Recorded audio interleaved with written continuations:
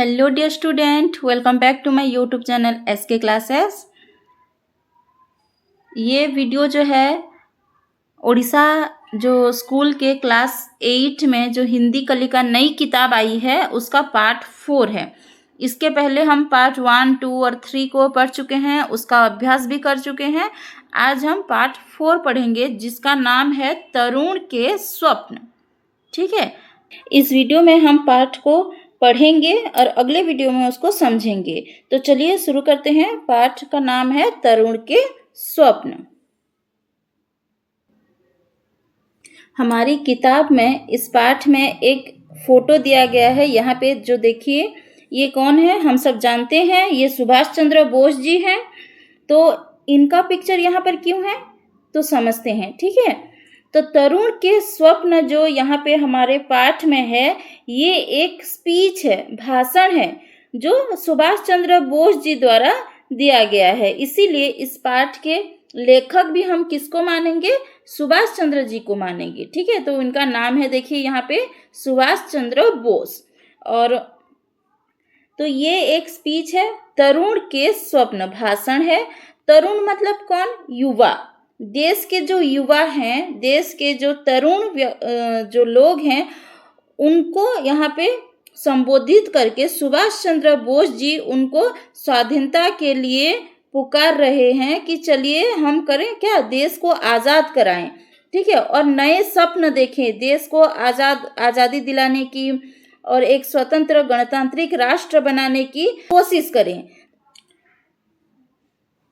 तो हम कहेंगे कि ये जो तरुण के स्वप्न पाठ है सुभाष चंद्र बोस जी द्वारा लिखा गया है। और हम हमेशा पाठ को पढ़ने से पहले कवि परिचय जानते हैं। तो चलिए देखते हैं सुभाष चंद्र बोस के बारे में हमारी किताब में क्या है। तो सबसे पहले ये जो फोटो है ये किसकी है? सुभाष चंद्र बोस जी की है। सुभाष चंद्र बोस जी का जन्म हुआ था 23 जनवरी सन 1897 में। और कहाँ पर उनका जन्म हुआ था? हमारे उड़ीसा के कटक जिले में इनका जन्म हुआ था। मतलब ये उड़ीसा के ही हैं। और बाद में देश के सबसे बड़े स्वाधीनता संग्रामी बनते हैं जिन्होंने आज़ाद हिंद फौज का गठन किया था। और हम सब उनको नेताजी के नाम से जानते हैं। हम क्या कहते हैं? नेताजी सुभाष चंद्र बोस कहते हैं। तो उनको नेताजी नाम से जाना जाता है। जब हमारा देश अंग्रेजों के अधीन था तो इन्होंने बहुत कोशिश की थी देश को आज़ादी दिलाने की। और ब्रिटिश शासन के खिलाफ संघर्ष करते समय इनको कई बार जेल भी जाना पड़ा था। और आज़ाद हिंद फौज के माध्यम से इन्होंने अंग्रेजों को चुनौती दी थी, उनके खिलाफ लड़ाई करी थी। और इनके जो मुख्यतः 3 नारे हैं, ठीक है, जो कि हमारे भारत देशवासियों के लिए इन्होंने 3 नारे दिए थे। कौन कौन से, इसको याद रखना बहुत ज़रूरी है। कौन कौन से हैं? दिल्ली चलो, ठीक है, एक है दिल्ली चलो, और दूसरा है जय हिंद, जो हम जय हिंद बोलते हैं, वो किसके द्वारा दिया गया है?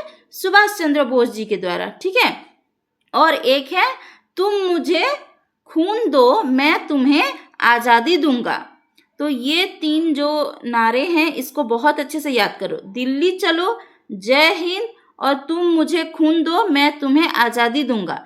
ये 3 नारे सुभाष चंद्र बोस जी ने देशवासियों के लिए दिया था। ठीक है, और उनका सपना था कि वो हमारे देश को स्वाधीन राष्ट्र बनाए। हम अंग्रेजों के अधीन थे ना, तो हम उनसे स्वाधीनता पाकर एक नए राष्ट्र का निर्माण करें और आत्मनिर्भर समाज बनाएं। हम किसी के ऊपर निर्भर न करें। जैसे हम अंग्रेजों के अधीन थे, उनके ऊपर निर्भर करते थे, तो आत्मनिर्भर समाज और स्वाधीन राष्ट्र उनका सपना था। उनके जीवन में और उनके जीवन के बारे में जानना भारतीय स्वतंत्रता आंदोलन के इतिहास के बारे में जानने के बराबर है। ठीक है, उनका जीवन भारत के स्वतंत्रता आंदोलन के लिए समर्पित था। और उन्होंने जो स्पीच दिया था, जो भाषण दी थी, वही हम पाठ में पढ़ने वाले हैं। और आज हम बुक रीडिंग करेंगे, अगले क्लास में इसको समझेंगे। ठीक है, को पढ़ते हैं। पाठ का नाम क्या है? तरुण के स्वप्न। और एक एक करके अच्छे से सभी शब्दों को पढ़ेंगे। मैं उड़िया में बात नहीं कर रही हूँ क्योंकि हिंदी क्लास में हिंदी में बात करनी चाहिए। तो आप भी जब घर में हो और बुक रीडिंग कर रहे हो तो कोशिश करना यहाँ पे उड़िया का एक भी शब्द ना बोलो, ठीक है? चलिए पढ़ते हैं किताब को। स्वप्न तो अनेकों ने देखा, हमारे नेता स्वर्गीय देशबंधु चित्तरंजन दास ने भी एक स्वप्न देखा था। वही स्वप्न उनकी शक्ति का उत्स बना और उनके आनंद का निर्झर रहा। उनके स्वप्न के उत्तराधिकारी आज हम हैं। इसलिए हमारी भी अपना एक स्वप्न है।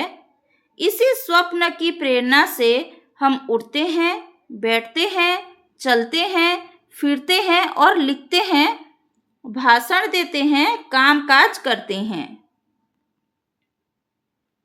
वह स्वप्न या आदर्श क्या है?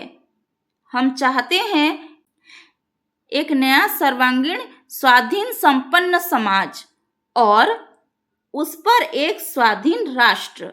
हमारे देश को क्या बनाना चाहते थे? स्वाधीन राष्ट्र बनाना चाहते थे, ठीक है? उस समाज में व्यक्ति सब दृष्टियों से मुक्त हो तथा समाज के दबाव से वह मरे नहीं। उस समाज में जाति भेद का स्थान न हो। उस समाज में नारी मुक्त होकर समाज एवं राष्ट्र के पुरुषों की तरह समान अधिकार का उपभोग करे और समाज तथा राष्ट्र की सेवा में समान रूप से हिस्सा ले।